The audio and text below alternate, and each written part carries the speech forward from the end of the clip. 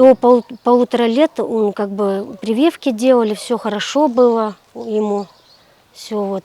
Потом с 2 лет вот мы как бы поняли, что что-то не так.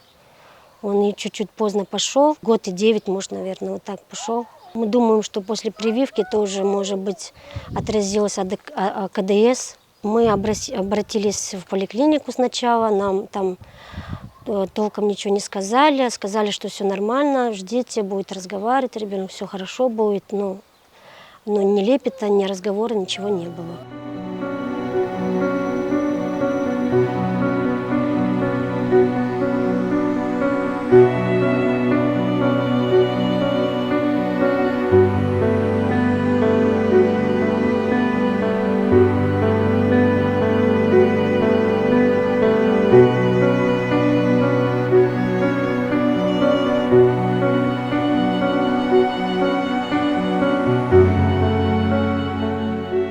В 3 года вот, он начал кусаться, щипаться, за волосы тянуть. Ну, агрессия у него сильная была.